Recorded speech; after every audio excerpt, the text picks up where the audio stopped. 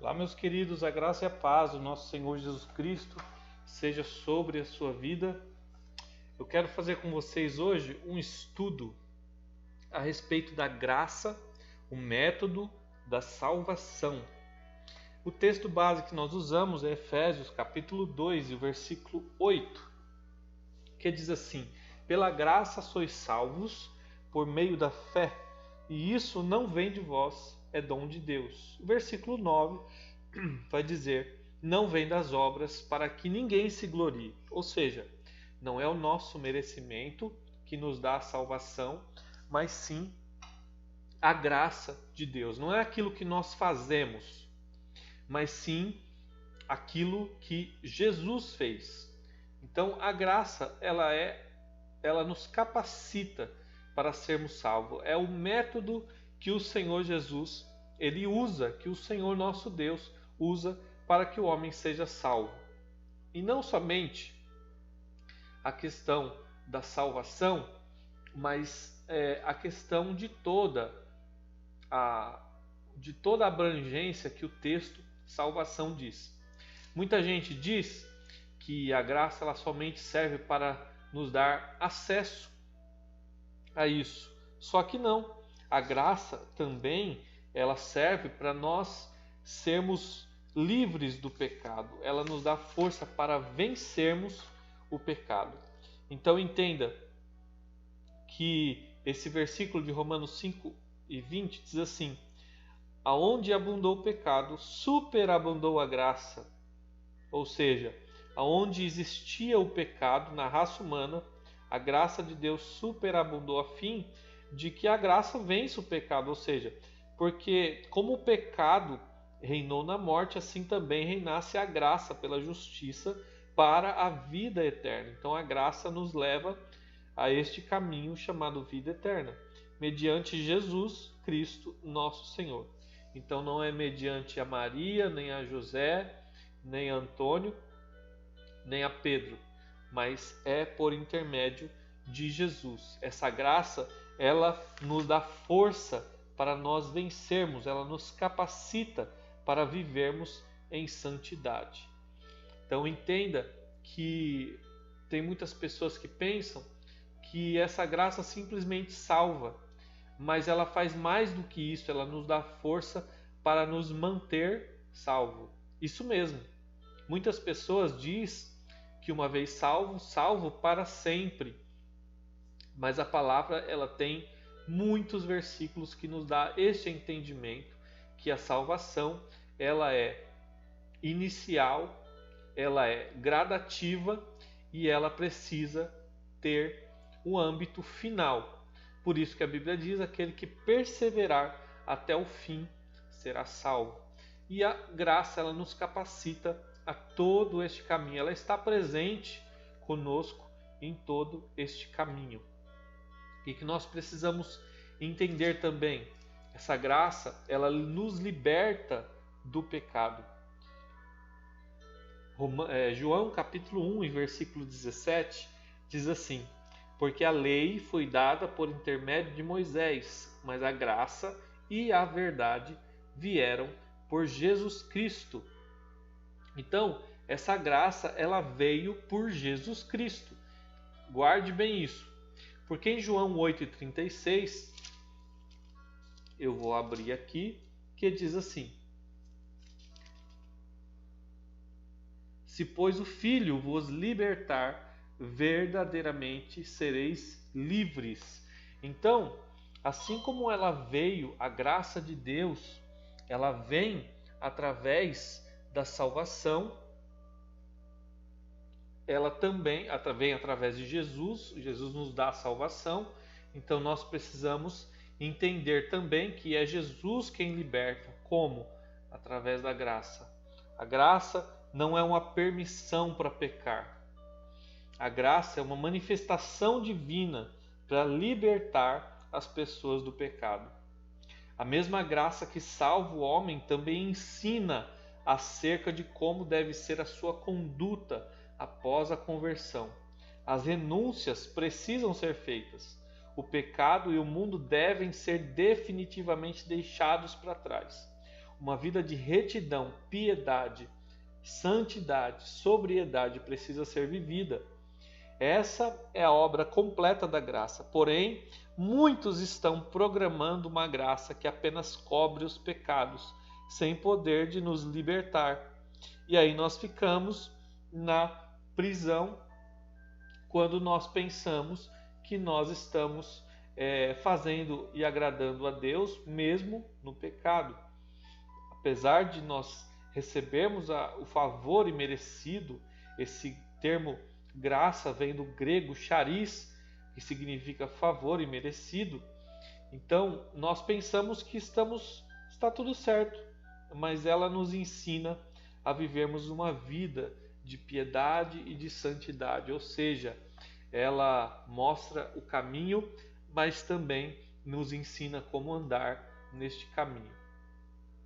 Prossigamos, porque o trono da graça é também algo que existe diante do nosso Deus. A graça, ela emana do trono de Deus. E eu vou abrir aqui Hebreus capítulo 4 e o versículo 14. Se você que estiver com a sua Bíblia, nos acompanhe, porque isso tudo é muito importante, esse estudo, de você entender como funciona esse método chamado graça. E diz assim: portanto, um grande sumo sacerdote que penetrou os céus, a saber, Jesus Cristo, Filho de Deus. Aguardemos, pois, firmes a nossa confissão. Pois não temos um sumo sacerdote que não possa compadecer-se das nossas enfermidades, pois tem sido tentado em todas as coisas, à semelhança, mas sem pecado. Cheguemo-nos, portanto, com confiança ao trono da graça, para que recebamos misericórdia e achemos graça, a fim de sermos socorridos em tempo oportuno. Então, esse trono da graça, qual nele se assenta Jesus, o vencedor, é necessário que nós venhamos nos achegar. Mas o que pode nos privar do trono da graça? A insistência no pecado, não permitir que o Espírito Santo trabalhe em nós, a incredulidade, a falta de empenho e de esforço vai nos fazer ficar distante, porque a ordem é essa: cheguemo-nos com confiança ao trono da graça. Então, se chegar exige esse esforço, esse chegar exige uma fé, um empenho da nossa parte. Não pode haver incredulidade, não pode haver um coração endurecido pelo engano do pecado. Então, entenda que nós precisamos nos esforçar, nós precisamos nos chegar com confiança. E é necessário que tenha esse esforço na nossa caminhada. Esse esforço chama santificação progressiva.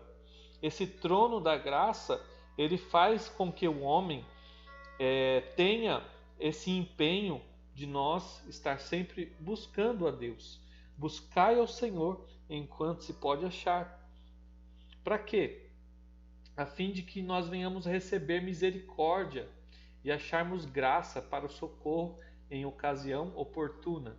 Então a graça, ela precisa um esforço da nossa parte. É óbvio que o maior esforço quem fez foi o nosso próprio Jesus. Algo que ninguém poderia ter feito, algo impagável, algo impossível de um ser humano fazer. Porém, aquilo que é a nossa parte é nos chegar a esse trono da graça. E como nós nos achegamos? Em oração, em santificação, em obediência àquilo que Deus tem nos dito, em atender à voz do Espírito Santo, que é algo muito importante, imprescindível na vida cristã. Nós precisamos entender que a questão pecado, ela está implícita no ser humano. Apesar de nós recebermos essa graça, o pecado, ele está à porta. E é por isso que o escritor aos Hebreus diz assim: portanto, também nós que temos ao redor de nós uma tão grande número de testemunha, ponha de lado todo impedimento e pecado que se nos apega. Então, uma coisa é impedimento, outra coisa é pecado. O impedimento, com certeza, se não for tirado, se não for colocado de lado, ele vai te levar ao pecado. Corramos com perseverança a carreira que nos está proposta, fitando os olhos em Jesus, o autor e o consumador da fé, o qual, pelo gozo que lhe estava proposto, suportou a cruz, desprezou a ignomínia e está assentado à destra do trono de Deus. Considerai, pois, atentamente aquele que, tendo sofrido tais contradições contra os pecadores, contra si mesmo, para que não vos canseis, desfalecendo em vossas almas. Ainda não tendes resistido até o sangue, combatendo contra o pecado. Então entenda que nós devemos combater sim o pecado. Nós precisamos sim de fé. Nós precisamos sim de graça. Mas tudo isso é usado.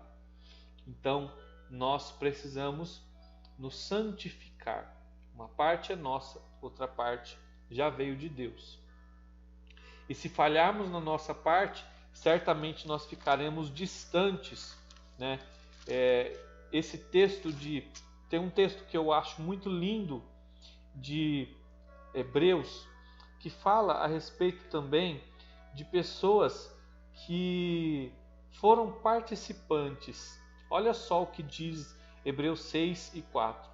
Pois é impossível os que uma vez foram iluminados e provaram o dom celestial e se tornaram participantes do Espírito Santo e provaram a boa palavra de Deus e os poderes do mundo vindouro, pessoas que participaram e que têm a presença do Espírito Santo e depois caíram.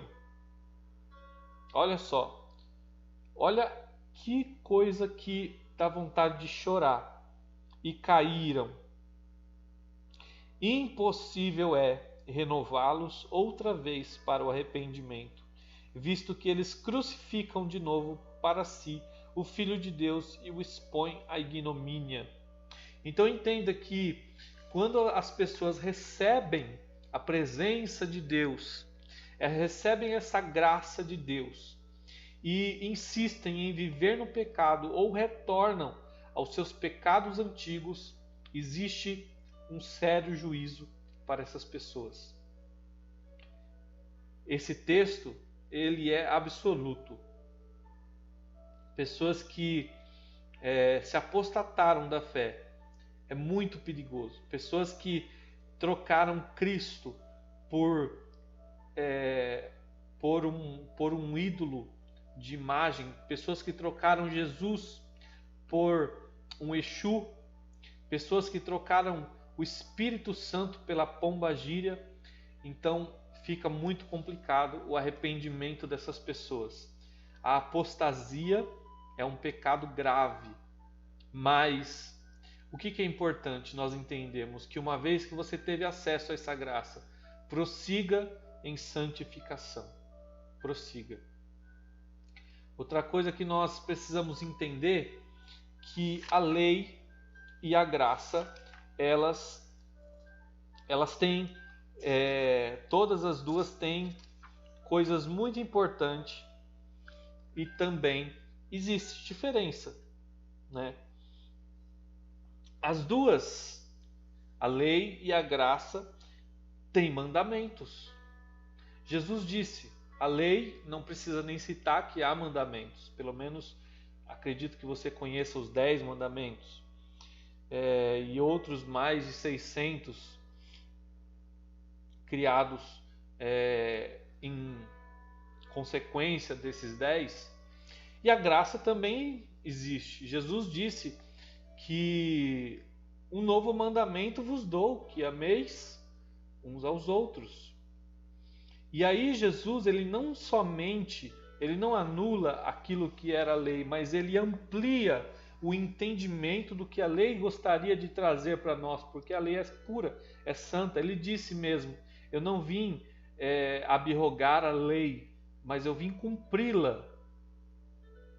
Os mandamentos de Jesus, é lógico que eles não são pesados, mas eles são suaves. Jesus disse: Vinde a mim, todos vós que estáis cansados e oprimidos, que eu vos aliviarei. Tomai sobre vós o meu jugo e aprendei de mim, que sou manso e humilde de coração, e encontrarei descanso para as vossas almas. Mas que existe um jugo de Jesus, existe. Esse jugo se chama mandamento. Se você ler Mateus capítulo 5 e o capítulo 6, você vai ver o Sermão do Monte falando Jesus a respeito dos mandamentos. E há necessidade de obediência, porque a falta de obediência nos afasta da graça, nos priva da graça. E a desobediência, ela nos encerra o processo da salvação. Um exemplo, esse estudo inteiro ele está baseado num livro chamado Impacto da Santidade, do pastor Luciano Subirá. E ele cita um exemplo no livro de um outro livro que o irmão ele diz assim: estou casado com a minha esposa há muitos anos e a minha esposa, assim que ela aceitou se casar e recebeu a aliança e assinou os papéis, eu dei um nome a ela e nós nos juntamos. Eu já estou casado há mais de 30 anos e isso não faz dela mais esposa do que antes. Porém, se ela voltar aos antigos comportamentos de namorar outros rapazes e de sair sem dar satisfação e passear sozinha, ela vai colocar em xeque tudo aquilo que ela já recebeu. Então entenda que a graça ela possui mandamentos tanto para entrada, tanto também para permanência. E a ideia é nós guardarmos tudo isso até o fim. Aquele que for fiel, ser fiel significa guardar aquilo que foi ordenado, que são os mandamentos do Senhor. Na Bíblia fala a respeito de vários tipos de mandamento. O apóstolo Paulo ele aconselha a igreja em suas diversas cartas, Pedro também, e nós precisamos entender que a graça ela não é um aval para você pecar, mas existem coisas que você precisa cumprir. Então, a necessidade de você obedecer tudo isso. Porém, a graça te dá, diferente da lei, que ela era pesada e difícil, a graça te dá a capacidade de você obedecer, porque nós temos à nossa disposição o Espírito Santo. O Espírito Santo, ele nos auxilia, ele nos consola, ele nos fortalece, ele nos orienta, ele nos direciona. Aliás, no dia de Pentecostes aconteceu algo muito interessante e muito lindo. No dia de Pentecostes era comemorado uma festa de 50 dias após a Páscoa, que também se chamava Festa das Primícias, onde o povo entregava os primeiros frutos. Porém, também era comemorado a descida da lei dada a Moisés no Monte Sinai. E é interessante que nesse mesmo dia o Espírito Santo foi derramado na sua igreja.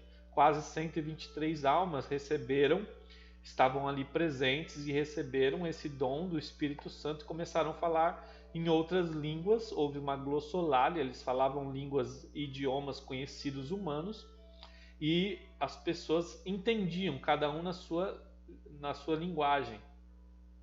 E aí nós vemos que a lei antes escrita em tábua agora foi escrita em nosso coração pelo Espírito Santo.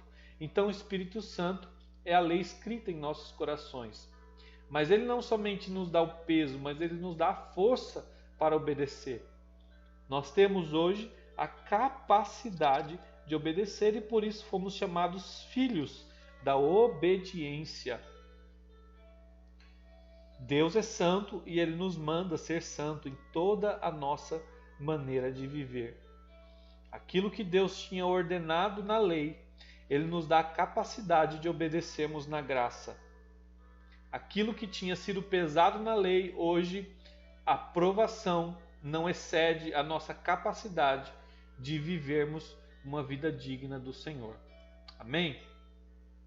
Mas para isso nós precisamos cooperar com a graça. Essa graça não é uma parte que só é Deus quem faz, mas é uma parte nossa. Nós precisamos receber essa ajuda. Nós precisamos estender a nossa mão, ter esta interação. Amém? Então, essa interação com a graça, essa cooperação com a graça é quando nós damos acesso, quando nós permitimos o Espírito Santo trabalhar em nosso coração. Como? Obedecendo aquilo que Ele coloca. Tem muita gente que massacra aquilo que o Espírito Santo coloca no seu coração, pensando que é seu próprio pensamento, ou simplesmente ignorando as direções de Deus. E aí, a cada vez essas direções vão ficando mais fracas e a sua consciência é massacrada juntamente com a voz do Espírito Santo. E a Bíblia diz: hoje, quando ouvires a voz do Senhor teu Deus, não endureçais o vosso coração. É importante que você dê totalmente o seu coração para Jesus, para o Espírito Santo trabalhar. Porque nós precisamos entender que dos filhos de Deus é exigido a santidade. A santidade é devida ao Senhor. Nós devemos entregar a nossa vida de santidade. Vamos ler alguns textos que fala a respeito de nós vivermos uma vida de santidade. Primeiro Mateus, capítulo 7, e o versículo 22, ele nos diz assim. 7 e 22. Naquele dia muitos hão de dizer-me: Senhor, Senhor, não profetizamos em teu nome, em teu nome não expelimos demônios, em teu nome não fizemos muitos milagres? Então lhes direi claramente: nunca vos conheci, apartai-vos de mim os que praticais a iniquidade. Quem é que pratica a iniquidade? Senão aqueles que receberam a salvação e continuaram nela. Aqueles que conhecem os fundamentos da fé cristã, mas insistem em não obedecê-la. Outra coisa, é um texto lindo que eu não me canso de falar e de citar para mim mesmo, é Tessalonicenses 5:23, que diz assim: e todo o vosso espírito, alma e corpo. Mas primeiramente ele começa assim: e o mesmo Deus de paz vos santifique em tudo. Olha, esse é o primeiro termo da graça. Quando nós recebemos ao Senhor Jesus como nosso único suficiente Salvador, confessamos com a nossa boca, confessamos com o nosso coração, segundo diz Romanos, capítulo 10, nós recebemos a Jesus. E aí acontece isso. O mesmo Deus de paz nos santifica em tudo. Nós somos considerados santos a esse primeiro acesso. Mas o que acontece depois disso? É uma ordem direta a nós, e ele faz uma soma. Somos santificados por Deus, o Deus de paz, e todo o vosso espírito, alma e corpo sejam plenamente conservados. É nossa responsabilidade conservarmos-nos. E todo o vosso espírito, alma e corpo sejam plenamente conservados, irrepreensíveis. Para quê? Para a vinda de nosso Senhor e Salvador Jesus Cristo. Então, o nosso espírito, ele pode pecar. Vou dar um exemplo para você. A idolatria é um pecado espiritual. A nossa alma pode pecar. Isso não significa que o resto vai estar isento. Quando nós pecamos pelo nosso espírito, todo nosso ser peca. Mas há qualidades de pecado. Por exemplo, o pecado da alma, a ira, A Bíblia diz que ninguém se prive da graça de Deus, fazendo com que a raiz de amargura venha brotar e contaminar outras pessoas. Então a ira, a raiz de amargura, ela vai tanto contaminar a nossa alma quanto outras pessoas. O que mais? O nosso corpo. O nosso corpo, ele pode pecar. Muitos só falam a respeito de pecados sexuais, mas existem muitos tipos de pecados do corpo. E quem destrói o seu corpo, ele é sujeito à destruição da parte de Deus. Por exemplo, e tem muitos pecados do corpo que não estão necessariamente escritos literalmente na Bíblia. E eu vou citar um e você vai ter que concordar comigo. O fumo está escrito na Bíblia? Fumar, não fumarás? Não está escrito na Bíblia. Mas nós entendemos que o fumo, ele destrói o nosso corpo. E hoje nós estamos, a igreja moderna, ela faz assim: meu corpo, minhas regras. Olha a ideia que a igreja tem vivido. Então você pode abortar, meu corpo, minhas regras. Então você pode dilacerar o seu corpo. Então você pode fazer do seu corpo o que você quer. Você pode vestir-se conforme um prostituto ou uma prostituta, que não há problema nenhum. Você pode fazer do seu corpo o que você quer? Obviamente que não. A Bíblia diz: pelo que não sejais insensatos, mas procurai entender qual seja a vontade do Senhor. Procure entender qual é a vontade do Senhor para a sua vida, para o seu corpo, para a sua alma, para o seu espírito. Porque você foi comprado não por um preço, mas por um valor na cruz do Calvário. Aleluia!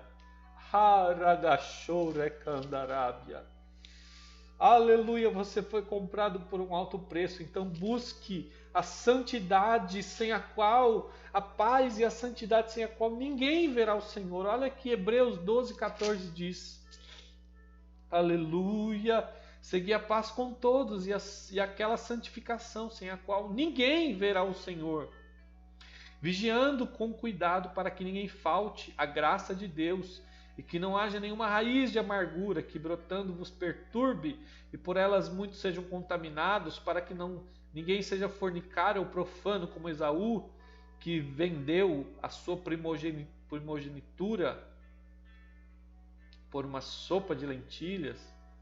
Olha só então, pois sabeis que quando ainda desejava herdar a bênção, foi rejeitado, pelo que não achou lugar para arrependimento, embora buscasse diligentemente com lágrimas. Meus irmãos, eu rogo que você busque a vontade de Deus para a sua vida, para você viver em santidade. Viva em santidade para Deus. Viva em santidade em seu espírito, alma e corpo. Não confie no que os outros falam, não fique perguntando para os outros. Pergunte ao Espírito Santo, que ele vai te direcionar para que você saiba aquilo que é pecado e aquilo que não é. E por último eu digo santidade ao Senhor no nosso ministério. 2 Timóteo capítulo 2, versículo 20, diz assim: ora, numa grande casa não há somente vasos de ouro e de prata, mas há também de madeira. Uns, na verdade, são para honra, outros para uso vil. Se, pois, alguém se purificar, deste será vaso de honra, santificado e útil ao Senhor, preparado para toda boa obra. Querido, o sacerdote usava uma gravura de ouro na sua testa, dizendo santidade ao Senhor. E ele era ministro. Então todo ministro seja santo, para que você seja um vaso de honra, santificado e útil para o Senhor e preparado para toda boa obra. Seja útil para o teu Senhor. Por isso, eu quero fazer com você esse estudo a respeito da graça, que muitos têm confundido graça com oportunidade de pecar. Graça não é a oportunidade de pecar. Graça é uma oportunidade de você viver em santidade. A graça é uma porta aberta para você ser salvo. Graça é uma oportunidade para você ser salvo, uma força capacitadora para que você venha vencer o embaraço, o pecado e tudo aquilo que quer te tragar. Graça não é para você ficar pensando, eu peco e eu vou pedir perdão depois, se não houver tempo. Isso não é graça, você está pisando sobre o sacrifício de Jesus. E por último, eu quero trazer para você uma frase de John Wesley, que diz assim: tornar a graça de Deus em encorajamento ao pecado é o caminho seguro para o inferno mais profundo. Tornar a graça de Deus em encorajamento ao pecado é o caminho mais seguro para o inferno mais profundo. Deus abençoe a sua vida, um beijo no seu coração. Viva em santidade para o nosso Deus, porque se Jesus não voltar hoje, nós nos veremos lá na glória, pois para isso o Senhor nos chamou. Maranata, Maranata.